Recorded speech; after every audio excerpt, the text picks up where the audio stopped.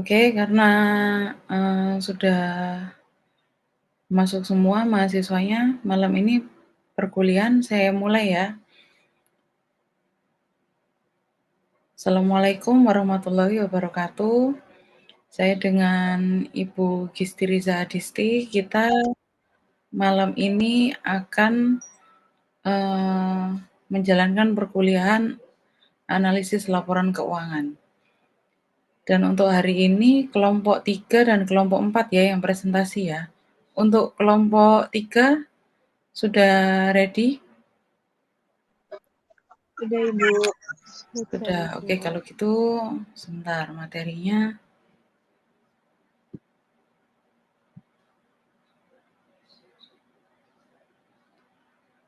Oke, mungkin kelompok 3 sudah bisa dimulai untuk presentasinya. Baik, Ibu, terima kasih atas waktunya. Selamat malam, Bu Gusti dan teman-teman. Malam. Di sini saya dari kelompok 3, saya Francisca Marieta Anjar Krista dan teman saya Revita Naswa Agustin akan menjelaskan tentang materi analisis aliran kas dari mata kuliah analisa laporan keuangan. Yang pertama ada pengertian sendiri dari analisis aliran kas tersebut. Salah satu laporan keuangan utama adalah laporan arus kas yang menyajikan informasi tentang penerimaan dan pengeluaran kas serta setara kas selama periode waktu tertentu. Yang kedua ada tujuan dan manfaatnya. Yang pertama ada menilai kemampuan organisasi untuk menghasilkan kas. Analisis arus kas digunakan untuk melihat apakah perusahaan mampu menghasilkan kas dari kegiatan operasionalnya. Yang kedua, ada menilai kemampuan memenuhi kewajiban. Hal ini digunakan untuk mengetahui apakah perusahaan mampu membayar utang jangka pendek maupun jangka panjang. Yang ketiga, ada menilai laba, menilai kualitas laba. Jika arus kas rendah tetapi laba tinggi, maka kualitas laba buruk. Yang keempat ada sebagai dasar pengambilan keputusan. Informasi arus kas digunakan oleh investor, kreditor, dan manajemen untuk mengambil keputusan ekonomi. Yang kelima adalah menilai fleksibilitas keuangan, menunjukkan kemampuan perusahaan bertahan dalam kondisi ekonomi yang tidak stabil. Yang selanjutnya akan dijelaskan oleh teman saya. Lalu selanjutnya ada komponen laporan arus kas itu terdiri dari 3 komponen utama. Yang pertama, arus kas dari aktivitas operasi atau operating activities, merupakan kas yang berasal dari kegiatan utama perusahaan, seperti penerimaan dari penjualan dan pembayaran biaya operasional.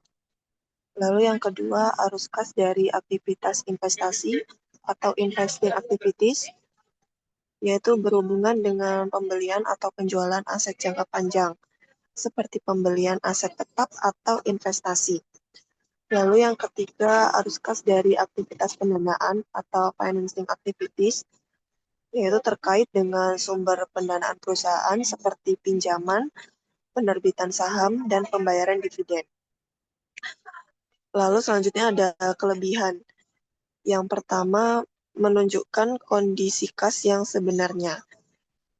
Analisis arus kas hanya mencatat transaksi yang benar-benar melibatkan kas masuk dan keluar. Karena itu, informasi yang dihasilkan lebih akurat dalam menunjukkan kondisi keuangan perusahaan. Yang kedua, tidak terpengaruh metode akuntansi akrual. Laporan arus kas tidak dipengaruhi oleh kebijakan akuntansi seperti pengakuan pendapatan atau beban, sehingga lebih objektif dan sulit dimanipulasi. Yang ketiga, berguna untuk menilai likuiditas perusahaan. Analisis arus kas membantu melihat kemampuan perusahaan dalam memenuhi kewajiban jangka pendek, seperti membayar utang, gaji, dan biaya operasional. Lalu yang terakhir, membantu mengevaluasi kemampuan perusahaan menghasilkan kas dari operasi. Dengan melihat arus kas operasi, jadi perusahaan bisa mengetahui apakah perusahaan itu mampu membiayai kegiatan usahanya sendiri tanpa bergantung pada dana dari luar. Lalu selanjutnya ada keterbatasan. Yang pertama, tidak mencerminkan profitabilitas secara langsung. Jadi laporan arus kas hanya menunjukkan kas masuk dan keluar, sehingga tidak bisa langsung menunjukkan laba perusahaan. Yang akibatnya perusahaan dengan kas yang baik belum tentu memiliki keuntungan yang tinggi. Lalu yang kedua, tidak menunjukkan transaksi non-kas. Transaksi seperti penyusutan tidak dicatat dalam arus kas. Lalu yang ketiga, perlu dikombinasikan dengan laporan keuangan lain. Analisis arus kas tidak cukup jika digunakan sendiri, sehingga perlu dilengkapi dengan laporan laba rugi dan neraca agar lebih lengkap. Lalu yang terakhir, kurang memberikan informasi detail tentang penyebab perubahan kinerja. Laporan arus kas hanya menunjukkan aliran kas, tetapi tidak menjelaskan secara rinci penyebab perubahan kinerja, sehingga perlu analisis tambahan. Sekian presentasi dari kami kelompok 3. Mungkin ada tambahan atau ada yang ingin ditanyakan, kami persilakan. Terima kasih. Oke, terima kasih untuk kelompok 3 atas presentasinya. Sebelum masuk ke sesi tanya jawab, mungkin kita bisa lanjutkan ke presentasi kelompok 4 dulu ya. Untuk kelompok 4 semua sudah hadir? Sudah, Ibu. Oke, kalau gitu sebentar ya.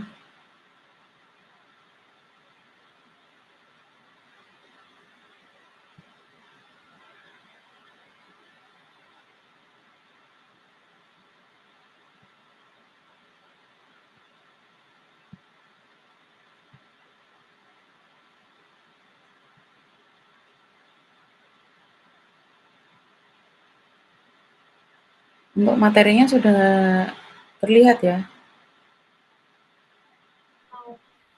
Sudah, Bu. Oke, untuk kelompok 4 bisa dimulai presentasinya.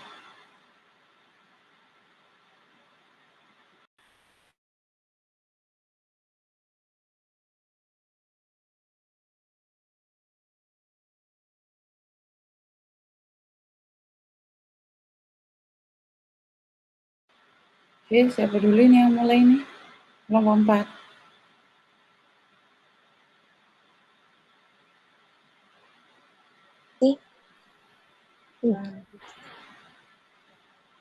Udah. Izin Bu Gisti sama teman-teman, kami dari kelompok 4 ingin mempresentasikan tentang laporan keuangan performa. Laporan keuangan performa adalah laporan yang digunakan untuk menilai seberapa baik kinerja keuangan suatu organisasi, perusahaan, atau instansi pemerintah selama periode tertentu. Penilaian ini dilakukan dengan melihat hasil keuangan yang dicapai seperti pendapatan, biaya, laba rugi, serta pencapaian target yang telah direncanakan. Laporan ini menunjukkan kondisi keuangan organisasi, menjadi alat untuk mengetahui apakah target telah tercapai, serta membantu pihak manajemen mengevaluasi keberhasilan program atau kegiatan tersebut. Tujuan dari laporan keuangan performa yaitu yang pertama, menilai kinerja keuangan organisasi. Laporan ini digunakan untuk mengetahui apakah organisasi memperoleh hasil keuangan yang baik atau buruk selama satu periode tersebut. Yang kedua yaitu untuk mengukur efektivitas penggunaan anggaran, yaitu menilai apakah anggaran yang telah digunakan benar-benar menghasilkan manfaat yang sesuai seperti rencana awal. Yang ketiga yaitu mengetahui tingkat pencapaian target, yaitu untuk membandingkan target yang telah ditetapkan dengan hasil yang benar-benar dicapai. Yang keempat, yaitu menjadi dasar pengambilan keputusan manajemen. Informasi dalam laporan digunakan oleh pemimpin untuk menentukan kebijakan atau strategi selanjutnya. Yang kelima, yaitu untuk meningkatkan transparansi dan akuntabilitas. Laporan menunjukkan bahwa pengelolaan keuangan dilakukan secara terbuka dan dapat dipertanggungjawabkan kepada masyarakat maupun pihak yang berkepentingan.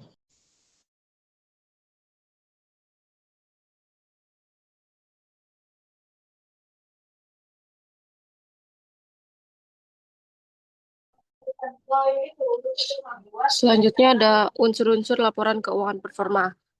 Yang pertama ada pendapatan atau revenue, yang merupakan seluruh penerimaan yang diperoleh organisasi selama satu periode. Contohnya ada penjualan barang atau jasa, pajak daerah, retribusi daerah, dan hibah. Jadi semakin besar pendapatan, semakin besar biaya kemampuan organisasi dalam membiayai kegiatan. Yang kedua, beban atau biaya. Beban adalah seluruh pengeluaran yang digunakan untuk menjalankan operasional organisasi. Contohnya ada gaji pegawai, listrik, air, pemeliharaan gedung, dan pembelian perlengkapan. Beban harus dikendalikan agar tidak lebih besar daripada pendapatan. Yang ketiga ada surplus atau defisit, merupakan selisih antara pendapatan dan beban. Surplus terjadi jika pendapatan lebih besar daripada beban, dan defisit terjadi jika beban lebih besar daripada pendapatan. 4. Indikator kinerja. Digunakan untuk mengukur keberhasilan suatu organisasi, contohnya presentasi pencapaian target, tingkat efisiensi anggaran, pertumbuhan pendapatan, dan kepuasan masyarakat. Indikator ini membantu mengetahui apakah tujuan organisasi telah tercapai. Selanjutnya ada fungsi laporan keuangan performa. Yang pertama yaitu alat evaluasi kinerja organisasi. Digunakan untuk mengevaluasi keberhasilan atau kegagalan organisasi dalam mengelola keuangan. Yang kedua, sebagai dasar penyusunan strategi dan kebijakan hasil laporan menjadi dalam menyusun rencana kerja dan anggaran pada periode berikutnya. Contohnya, jika pendapatan meningkat, organisasi dapat memperluas program kerja. Ketiga, bentuk pertanggungjawaban kepada pemangku kepentingan. Laporan diberikan kepada pihak yang berkepentingan seperti pemerintah, DPRD, investor, kreditur, dan masyarakat. Tujuannya agar pengguna dana dapat dipertanggungjawabkan. Keempat, sarana pengendalian dan pengawasan laporan membantu mengawasi penggunaan anggaran sehingga penyimpangan dapat diketahui lebih cepat. Kelima, alat perbandingan kinerja antar periode. Kinerja organisasi dapat dibandingkan dari tahun ke tahun untuk mengetahui perkembangan. Manfaat laporan keuangan performa. Yang pertama bagi manajemen yaitu menilai keberhasilan program, menjadi dasar pengambilan keputusan, membantu menyusun anggaran berikutnya, dan mengendalikan biaya operasional. Yang kedua bagi investor dan kreditur, menilai kondisi keuangan organisasi, mengetahui kemampuan membayar hutang, menentukan keputusan investasi atau pemberian pinjaman. Terakhir, bagi pemerintah dan masyarakat, untuk mengetahui bagaimana dana publik digunakan, untuk mengawasi kinerja pemerintah, dan untuk meningkatkan kepercayaan masyarakat terhadap pengelolaan keuangan. Sekian dari kelompok 4. Terima kasih. Oke, terima kasih untuk presentasinya kelompok 4. Mungkin ada teman-teman yang mau bertanya, kita buka sesi tanya jawab. Ini saya tutup ya materinya ya, atau dibiarkan terbuka gini?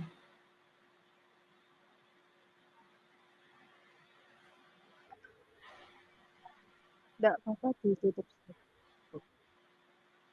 Oke, ada yang mau bertanya? Kita buka 3 penanya ya.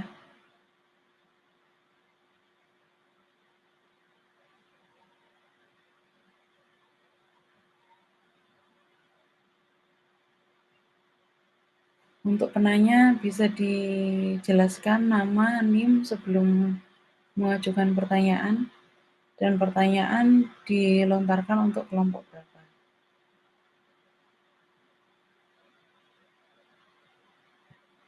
Bagaimana, ada yang mau bertanya? Atau saya pilih yang bertanya?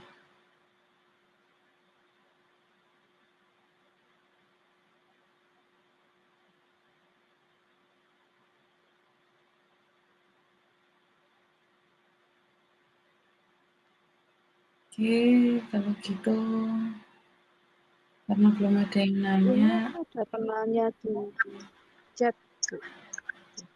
Ya, siapa tadi?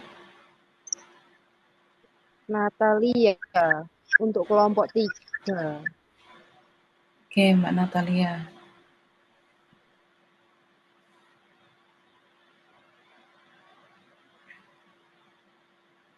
Ya, pertanyaannya Mbak Natalia.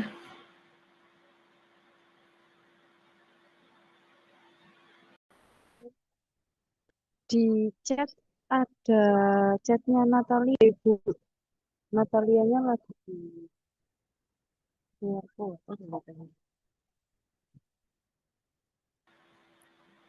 Nih, Mbak Natalia bertanyanya melalui chat.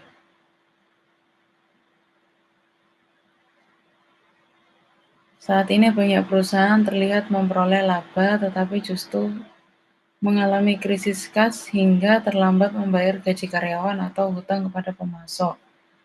Hal tersebut bisa terjadi dan bagaimana analisis aliran kas itu dapat membantu perusahaan dan mencegah masalah tersebut.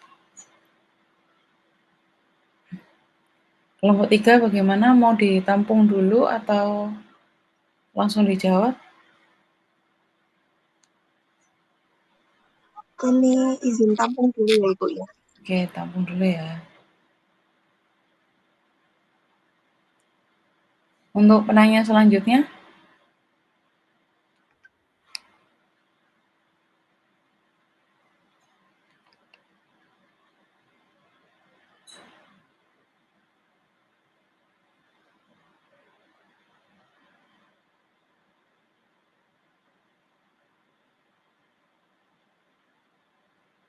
kalau belum ada yang bertanya, saya tunjuk ya. Saya izin bertanya, Ibu. Oke, Mbak Yesi. Baik, saya izin bertanya ke kelompok 3 mengenai sebutkan faktor-faktor yang dapat menyebabkan penurunan arus kas operasi meskipun penjualan itu meningkat. Gitu.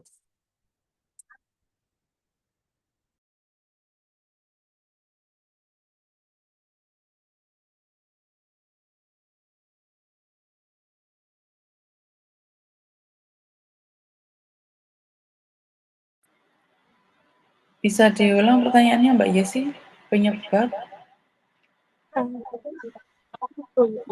Sebutkan faktor-faktor yang dapat menyebabkan penurunan arus kas operasi meskipun penjualan itu meningkat. Gitu.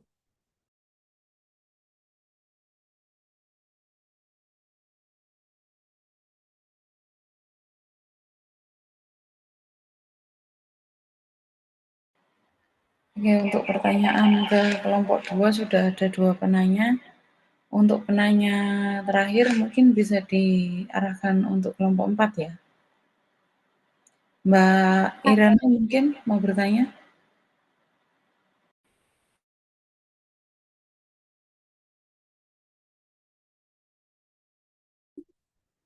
Mengapa ini untuk pertanyaan untuk buat kelompok 4. Mengapa laporan arus kas penting dalam menilai performa perusahaan? Terima kasih. Gimana tadi Mbak Irana nggak terlalu jelas soalnya. Bagaimana?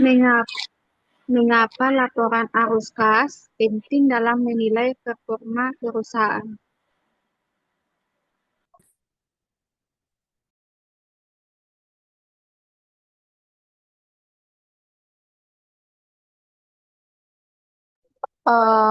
Mau langsung dijawab atau ditampung dulu, Ibu? Kalau kelompok 4 bisa langsung menjawab, nggak apa-apa langsung dijawab.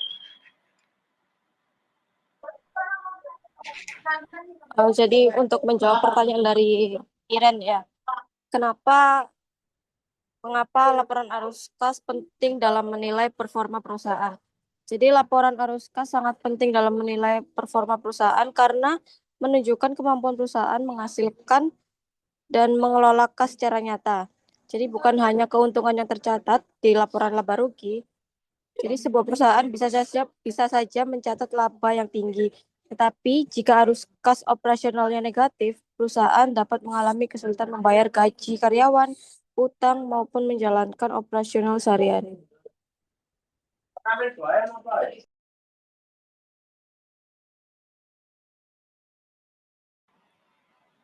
Menjawab pertanyaan Terima Mbak kasih. Irene. Oh, Mbak Irene. Soalnya mirip-mirip pertanyaannya. Oke, untuk kelompok 3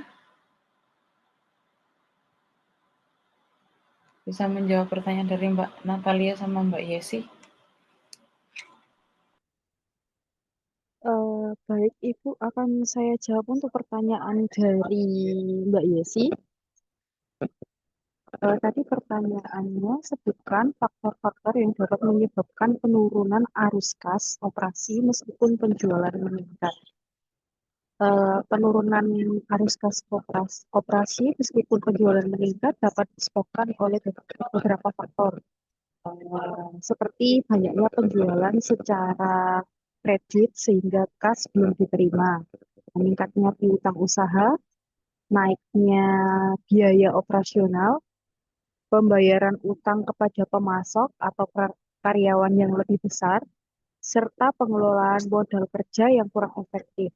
Jadi, penjualan meningkat belum tentu diikuti dengan peningkatan kas yang diterima oleh perusahaan. Begitu.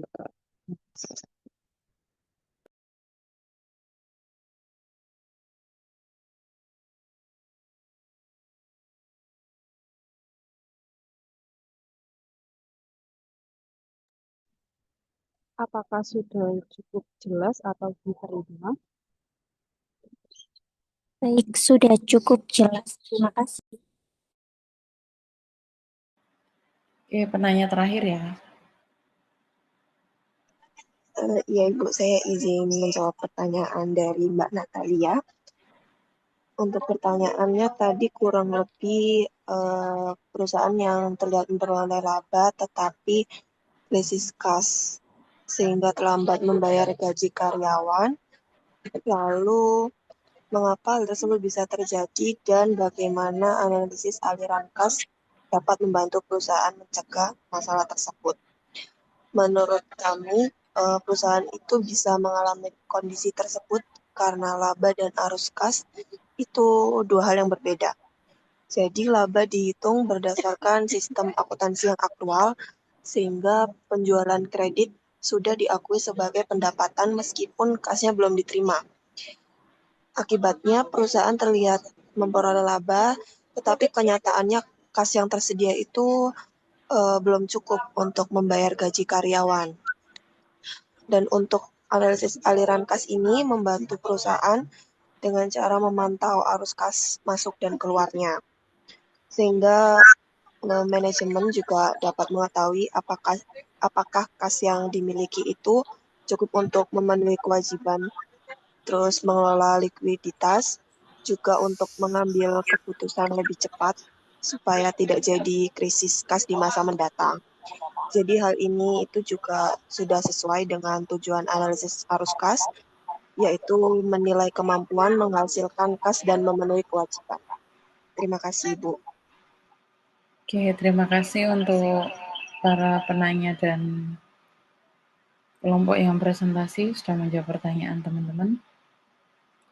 Di sini saya jelaskan singkat, jadi materi pelaporan arus kas ini dengan laporan keuangan performa ini saling berkaitan sebenarnya. Seperti yang dipertanyakan oleh Mbak Yesi tadi, kenapa kok perusahaan itu terlihat penjualannya terlihat besar, labanya terlihat banyak, tapi kenapa perusahaan kok masih bisa menunggak untuk membayar karyawan dan sebagainya. Itu bisa dan sering terjadi itu disebabkan oleh aliran kas yang lebih cepat daripada penerimaan laba itu sendiri. Contoh, ketika kalian memiliki usaha konveksi misalnya, kalian kan harus membuat baju. Anggaplah kalian membuat baju itu 1000 pieces, kemudian kalian pasarkan. Nah, barang yang sudah keluar dari produksi ini tadi kan sudah terhitung fix HPP-nya dan harga jualnya berapa dan laba yang akan didapatkan berapa. Itu kan sudah diperhitungkan matang oleh perusahaan. Barang keluar ini sesuai dengan perhitungan, tetapi tidak dengan pergerakan yang ada di dalam perusahaan. Kenapa? Contohnya perusahaan masih harus melakukan sewa gedung atau pabrik. Itu yang pertama. Dan yang kedua, pihak perusahaan juga pasti segera untuk menyuplai bahan baku untuk membuat baju-baju yang baru. Sama seperti biaya listrik, biaya air, biaya gaji, dan segala macam. Itu yang terus berjalan setiap bulan. Sedangkan barang yang sudah keluar ini tadi, anggaplah perusahaan tadi sudah mengeluarkan 1000 pieces pakaian. Tapi kan dalam satu bulan tidak tentu 1000 pieces ini semua terjual. Bisa jadi hanya 500, bisa jadi hanya 200, atau bisa jadi hanya sedikit yang terjual. Sedangkan anggaplah ketika kalian jual baju itu kan masuk ke ranah fashion, sedangkan pergerakan fashion sekarang juga tergolong sangat cepat. Jadi ketika barang ini tadi sudah tidak segera laku, maka ketika tren mode fashionnya berubah, maka harga yang ditawarkan untuk barang yang tidak laku terjual itu pasti akan menurun. Itu akan pasti mempengaruhi dari laba yang diterima. Anggaplah per 1 pieces itu tadi labanya 10.000. Tapi yang keluar, yang laku terjual hanya 500 pieces. Akhirnya kan kita hanya dapat berapa? 1000 kali 500 pieces berapa? 500.000. Ya kan? Sedangkan 500 pieces lainnya itu tidak laku terjual sampai akhirnya sudah muncul tren mode fashion yang baru. Maka kita tidak mungkin mempertahankan dengan laba yang 10.000 tadi. Pasti laba tersebut akan berkurang. Pasti 500 pieces baju yang sudah lama ini tadi pasti kalian diskon dan segala macam agar tidak menumpuk di store kalian. Jadi kalian dari laba yang 10.000 itu tadi kalian kurangi jadi 5.000. Jadi itu kan sudah mempengaruhi laba. Ketika laba itu tadi sudah terpengaruh, maka laporan keuangan performa dari perusahaan tersebut itu juga pasti akan berbeda. Yang seharusnya mendapatkan laba yang maksimal, akhirnya karena ada barang yang tidak laku terjual itu tadi, maka ada penurunan laba. Sedangkan untuk gaji karyawan itu kan sudah menjadi beban yang tetap yang harus dikeluarkan oleh perusahaan. Seperti itu. Jadi ketika barang kita terjual laku, terjual banyak, itu belum tentu bisa menutup beban-beban dan biaya yang harus kita keluarkan setiap bulan. Karena untuk perusahaan-perusahaan sekarang itu, ketika kita kerjasama dengan supplier, maka kita pasti sudah melakukan perjanjian jatuh tempo pembayaran. Biasanya pembayaran itu dilakukan setiap bulan. Nah, pembayaran yang harus kita lakukan setiap bulan ini sama halnya dengan pembayaran gaji, pembayaran listrik, air, atau beban biaya ATK dan segala macam yang harus dikeluarkan rutin tiap bulan oleh perusahaan. Itu belum tentu bisa tertutup oleh laba yang dihasilkan oleh barang yang kalian produksi. Seperti itu. Oke, ada yang ditanyakan lagi? Karena ini sudah hampir jam 8:30, kalian juga masih harus perjalanan pulang ke rumah. Mungkin ada yang mau ditanyakan lagi?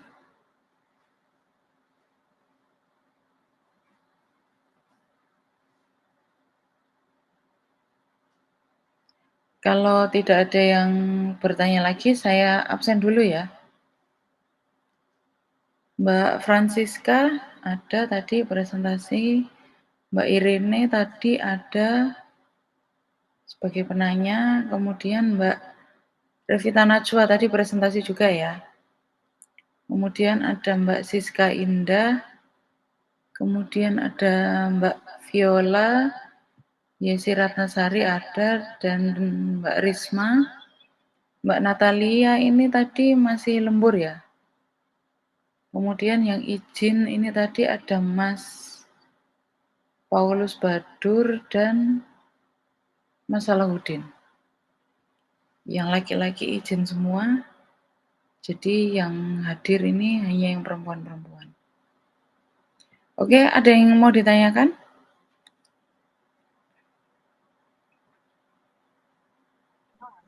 Sudah cukup jelas, Bu. Sudah cukup jelas. Oke, kalau gitu minggu depan masih ada pertemuan satu lagi ya? Sisa kelompok 5 ya? Iya, Bu. Oke, kalau begitu insya Allah di hari Senin saya bisa. Jadi kelompok 5 langsung presentasi ALK dan ASP ya? Baik. Oke, kalau gitu sekian perkuliahan hari ini. Terima kasih untuk waktunya dan terima kasih untuk teman-teman yang sudah presentasi dan aktif bertanya. Sampai ketemu minggu depan. Saya akhiri pertemuan kita hari ini. Assalamualaikum warahmatullahi wabarakatuh. Waalaikumsalam. Terima kasih, Bu. Sama hati-hati ya pulangnya. Hati-hati di jalan semuanya.